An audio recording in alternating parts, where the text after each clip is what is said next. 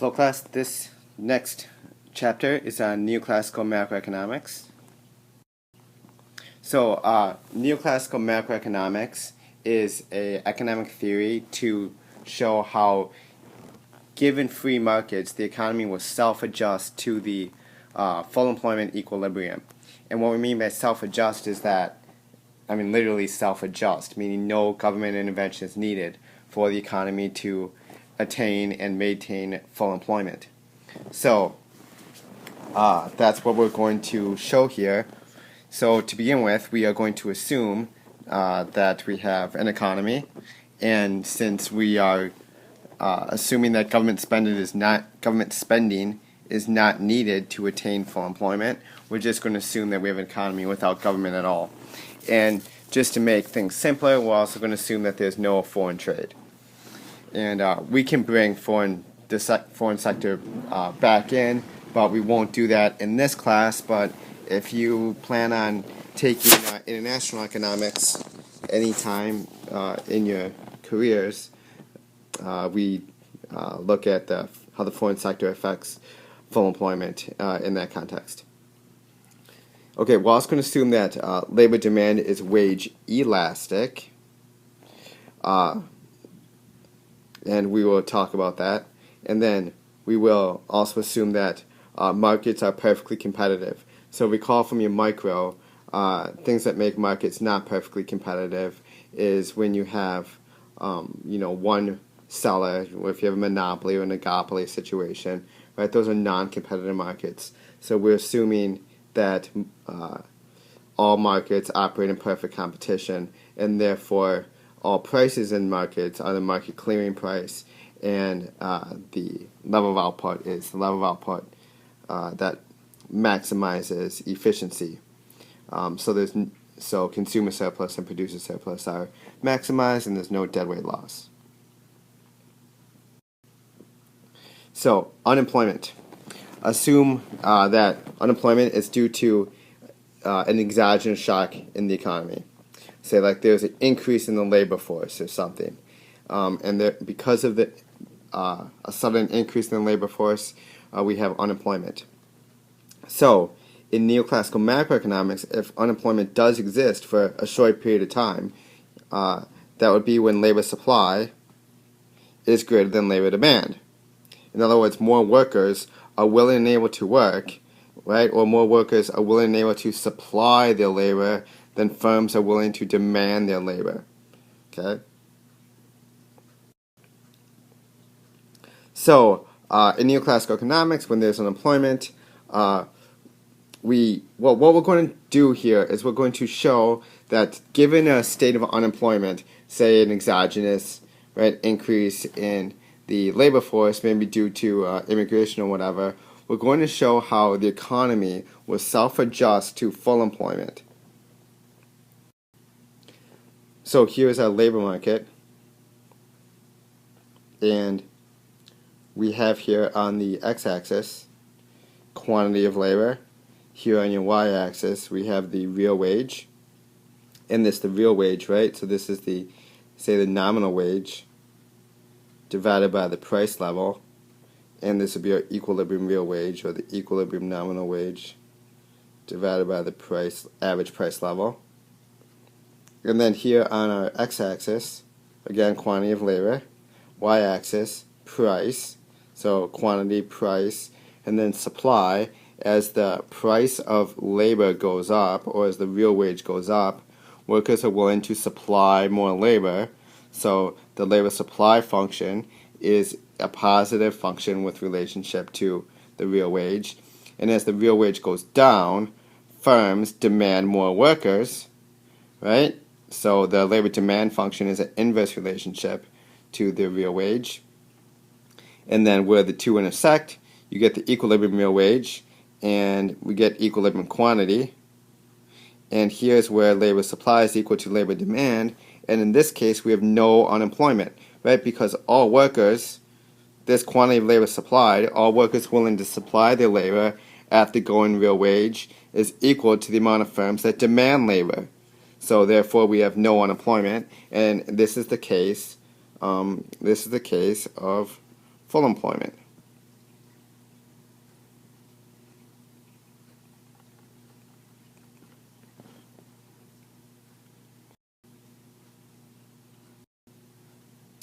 Right, so neoclassical labor markets. When there's unemployment, labor supply is greater than labor demand. Then, right? Go back to that last graph. If I can draw it right here, right? Labor supply, labor demand. If this is the equilibrium price, that's the equilibrium quantity. When there's unemployment, you must be at some situation up here, right? Because here, at this real wage way up here, you have what? You have, well, this many firms demanding workers. You have this many, this quantity of labor supplied. So you have this many people wanting a job, this many firms saying that, hey, at this real wage we'll take workers, and then this difference becomes the amount of unemployment. I have a better analysis of it here, right? So again, here is at the real wage W1. Well, this many firms demand workers, right? This is the demand for labor at that real wage, LD1. But at such a high real wage, you have all these workers saying, hey, give me a job, I'll work for that. So you have the labor supply. And remember, your labor supply is your labor force. It's the amount of people who are either working or say that they are willing to work at the going real wage. So, right, this is the amount of people of this LS number, however much this quantity is. This is the amount of people who are working. This is your labor force. So this difference, right, this difference right here becomes the amount of workers that are unemployed. And actually, we can think about this in terms of the unemployment rate, right? Your unemployment rate becomes, well, how many workers are unemployed? LS1 minus LD1, then divided by, well, then we divide by the labor force. But here, the labor force is this quantity. So you have we divide here by LS1, and then we get the unemployment rate, whatever these two numbers might be. And this would be, again, this would be the U, we call this the U3 unemployment rate. And there you go. Right? Excess supply of labor, that difference. So, equilibrium in the labor market. Since there's unemployed people who want to work, some will offer to work for a little less than the real wage, W1, and when they do, firms increase their demand for workers, and then they hire a little bit more of workers as the real wage goes down. Further, as the real wage goes down, the supply of workers contracts by a little because there's, there was excess supply.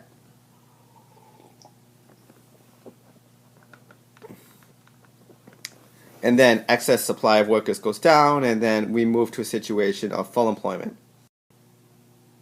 So what we're talking about here is a situation where you have, labor supply, labor demand. If the real wage is stuck up here,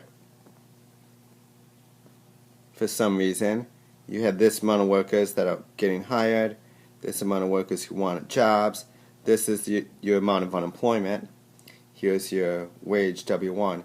What's going to happen is that some workers will say, hey, I'll work for less, and you end up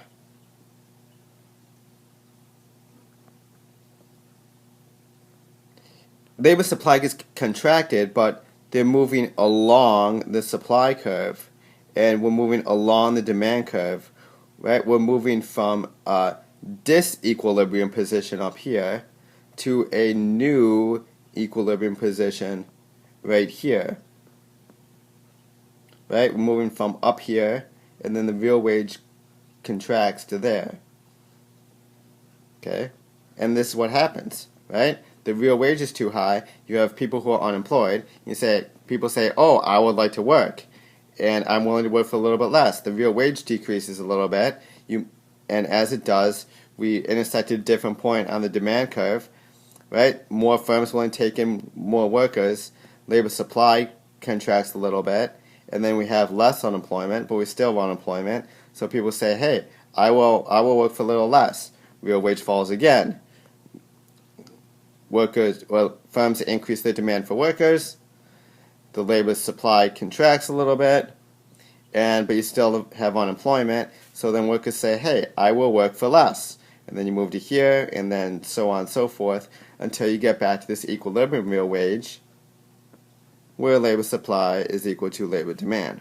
Right? This is analogous to the situation in microeconomics, where we move from a disequilibrium position when the price level was too high, and you move to a new equilibrium position. It's the same thing, except now instead of talking about the market for apples or tomatoes or whatever, we're talking about the market for labor.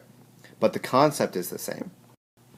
Right? So this process continues until the wage, or the real wage, reaches where labor supply and labor demand are equal. Then firms are able to buy exactly the amount of labor services they want at that wage rate, and everybody who's willing and able to work at the going real wage will then have a job.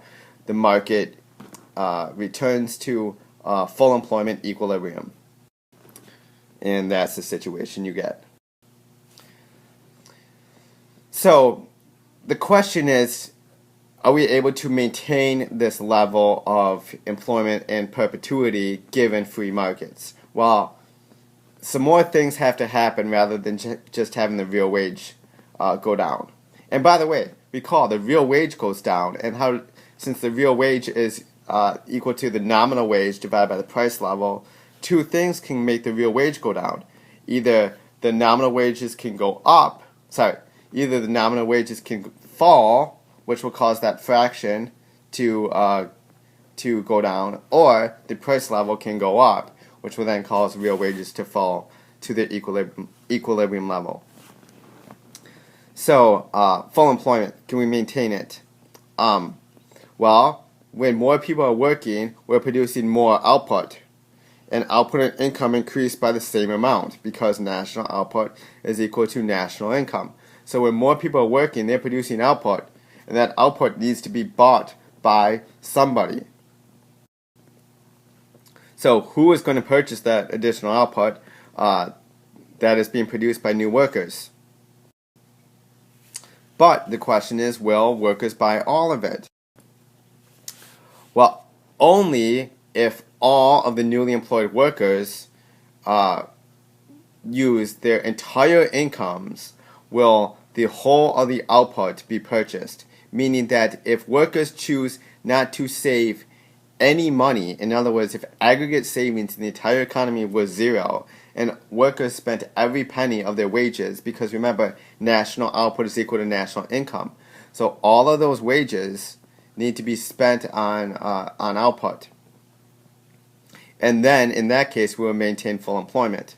However, this is typically not the case. Typically, we see some positive amount of savings in the economy. Now recall, savings is income not spent. Savings is production not purchased. So whatever the amount of saving is in the economy, saving out of wages in the economy, will be exactly equal to the amount of output not sold. And if firms are not selling the output produced by the new workers, right? Because, the real wage can fall and the economy can get to full employment, but at the end of the day, those workers are working and producing output, and that output needs to be sold. And if workers save their money, savings is production not purchased, meaning that output's not being sold. In other words, firms will have excess inventories, meaning they cut back their output, and then they cut back employment, lay off workers, and income falls and spending falls again, and then we will end up with a situation of unemployment. So, how in the neoclassical model are we able to maintain full employment? Well, if consumers aren't going to purchase that output, some other entity has, and that entity is businesses. But businesses must have their output also justified by sales, and so you have this whole situation. So how are we able to maintain full employment?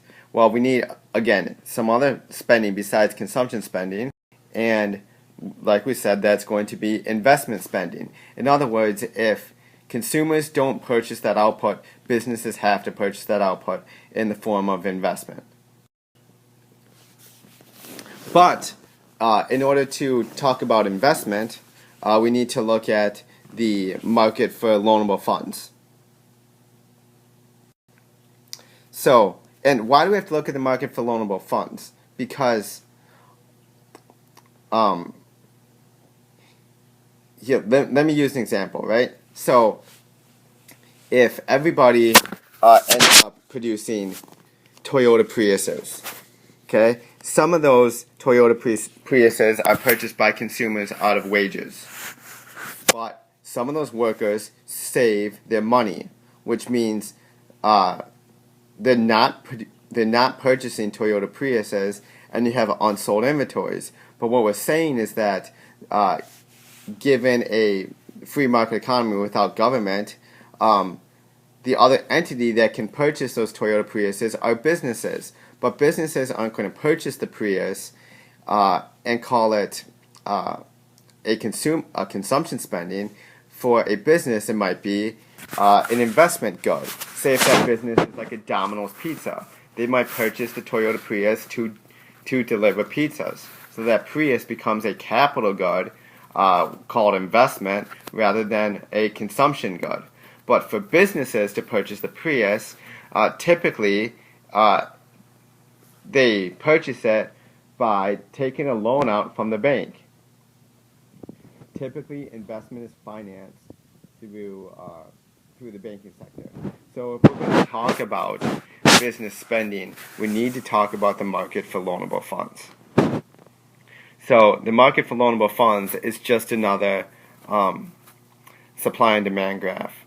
Okay, so here the quantity supplied of loanable funds is equal to the amount of savings in the banking sector, which is equal to the amount of investment. Or we can just call this, a good way to think about this is equal to the quantity of money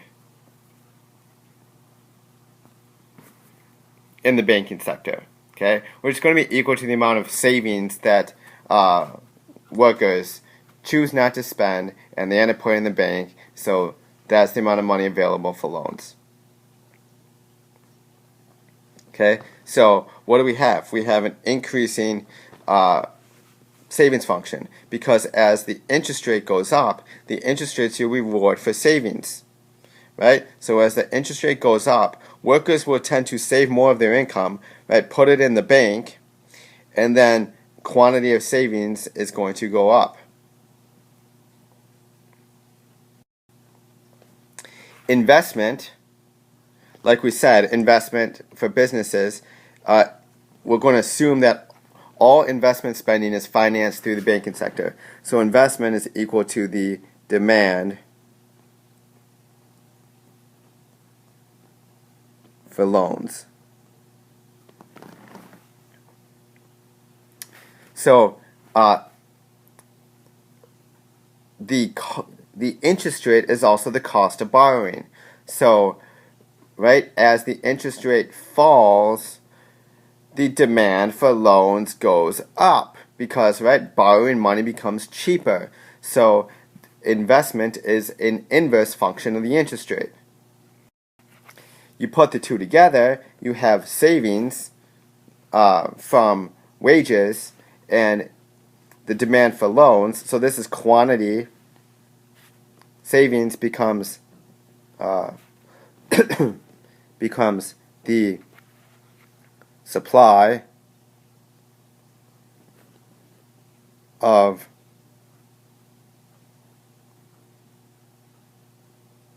loanable funds. Investment becomes the demand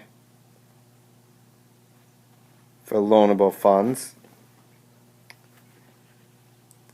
The interest rate is your price for loanable funds, and here we have quantity supplied of loanable funds.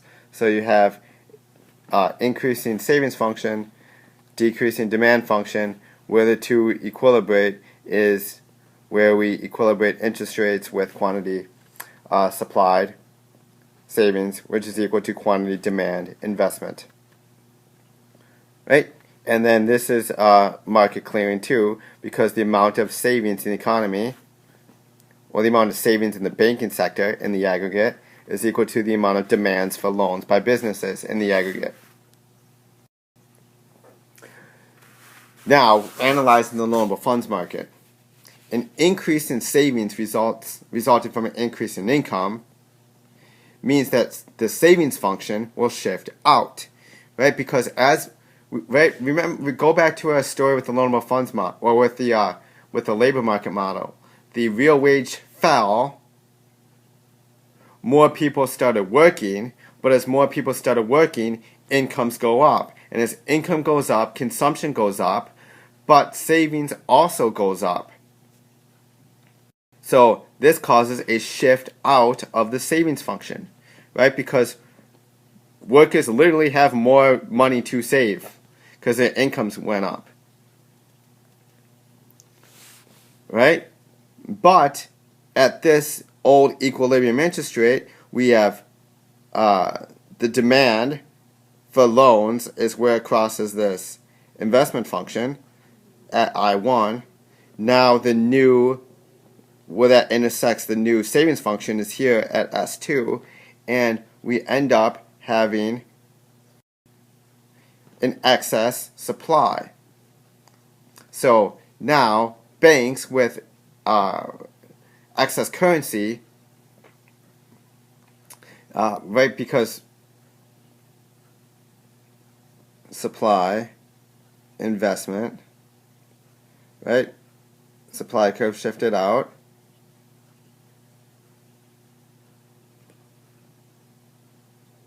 This was at equilibrium. This is the amount of investment. Right, so this is your demand for loans. This is your supply of loans. Okay, we have more being supplied. We have more being supplied here than what's being demanded. We have an excess supply of this amount. Okay, so what happens? Well, banks with excess currency, right, because banks don't make money by holding on to people's money, right? Banks make money by loaning it out to businesses. So banks with an excess supply of currency start lowering the price they charge businesses to borrow that money, which causes interest rates to fall. And then when interest rates fall, investment demand increases, savings contracts by a little bit, and if there's still excess in the loanable funds market, banks will undercut interest rates again, so on and so forth, until you end up with a situation where the interest rate falls, and we end up, right, as the interest rate falls, we end up moving along the demand for loans and move along the savings curve until we reach the new equilibrium interest rate. And then when the interest rate falls, then the amount of savings in the economy is equal to, or the supply of savings, or the supply of loanable funds in the economy, which is equal to the amount of production that's not purchased by consumers. It's going to be equal to the demand for loans by businesses, and businesses would take out those loans, and then they will purchase those goods and services that were not bought by customers. In other words, when savings rises, interest rate falls, and when savings equals investment, the economy will maintain full employment, because now we have output at full employment is equal to aggregate consumption spending, and what is not consumed is what is not consumed by customers. That savings is put in the banking sector, but then that savings is loaned out to businesses for investment goods, and then they will purchase what's left over, what the consumers didn't purchase, and then it will allow the economy to maintain full employment. But in order for that to happen, we need perfectly flexible wages, nominal wages, prices, and these two allow the real wage to adjust. This allows the labor market to clear, and interest rates, which allow the loanable funds market to clear, which allows whatever was not purchased by consumers to be purchased by businesses. And then therefore, the economy will have this automatic mechanism to self-adjust to full employment and full utilization of all resources. So, policymakers often mistake a perfectly flexible real wage with being a sufficient condition for full employment. It's a necessary but not sufficient condition. Okay? You must also have perfectly flexible interest rates. The only way that this would be both a necessary and sufficient condition is if savings in the economy is zero, and therefore all of national output is purchased by consumers, except that's never the case. So another way of saying this is that all markets, including all factor markets, must be perfectly competitive.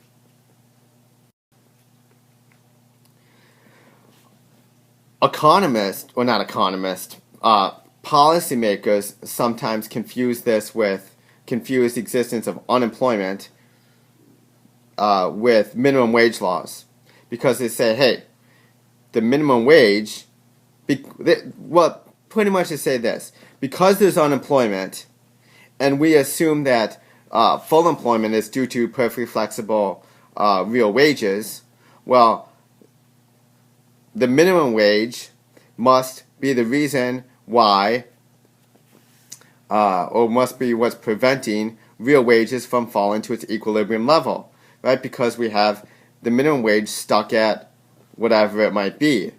And so there are some proponents that argue that because there's unemployment, it must be that the minimum wage is too high, above the market clearing level. So if we want the economy to get at full employment, we must get rid of the minimum wage, and then everything will be hunky-dory. The real wages will adjust to full employment, and everything will be will self-adjust. However, we don't know if that's actually the case, right? The minimum wage might actually be below the market equilibrium wage, and in which case, getting rid of minimum wage laws isn't going to do anything because in this case, there's nothing that prevents the economy. Is not right just because there's a minimum wage. There's nothing that prevents it from increasing to W star here. So in other words, the argument that minimum wages are what's causing let me back up. Saying that because there's unemployment, it must be because we have minimum wages is not true. Okay? Even in the neoclassical model, we can have unemployment if, for example, interest rates are not flexible enough. Because when interest rates aren't flexible, this creates an excess supply of money in the banking sector, okay, that is going to not be loaned out to businesses because interest rates don't go down. And when businesses don't take out those loans, then they're not going to purchase the Prius as an investment good. Then the Prius is not going to get sold, and then there'd be no reason for firms to retain employees if they're not selling their output. So it could be in the neoclassical model that interest rates aren't flexible enough. Okay? So we can't simply make the argument. The point is that we can't make the argument that just because there is unemployment in the economy, it must be because of those minimum wages. And therefore we should get rid of minimum wage laws and then the economy will attain full employment. Or get rid of unions or whatever that causes real wages to keep from fluctuating downward. Okay, it's even within the neoclassical model, it's inaccurate statement, or at least incomplete statement. All right, so that's all I have for the neoclassical macroeconomics. Now, again, remember, it is a theory. It is an economic theory that states, given free markets, i.e., given perfect competition in all markets. Sorry, let me get a pen here. In all markets,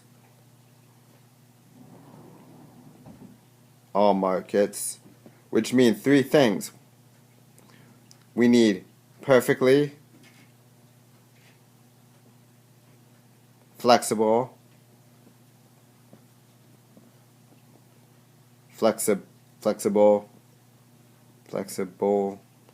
prices. I guess call this one here. We need perfectly flexible prices, perfectly flexible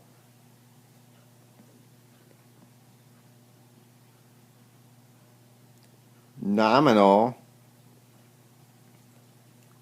wages, and then perfectly flexible interest rates. So anything that prevents prices from being perfectly flexible. So what can prevent that? Well, monopoly, oligopoly,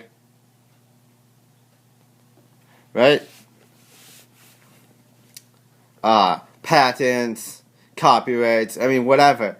Anything that creates a non-perfectly competitive situation and allows prices to not be at the equilibrium level will then not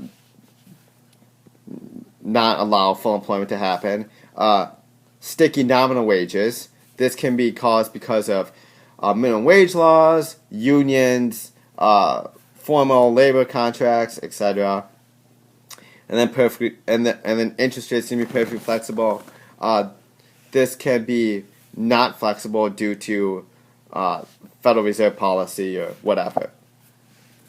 So, but given perfectly flexible prices, nominal wages, and interest rates, then this will allow the economy to self-adjust to the full employment level, and we do not need government spending or anything else to get the economy to full employment. Again, it is a theory that works well on paper, and it works well in textbooks, because in reality, prices are not perfectly flexible, because we do have monopolies, oligopolies, patents, copyrights, etc.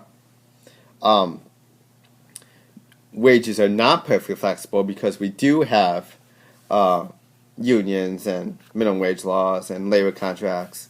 And interest rates are not always perfectly flexible either. So, in theory, the free markets will allow the economy to attain full employment, but in reality, it's not possible, right? Because these assumptions don't hold water in real life. And we would talk about an alternative to neoclassical macroeconomics called Keynesian macroeconomics, and that will be coming up later on in the course.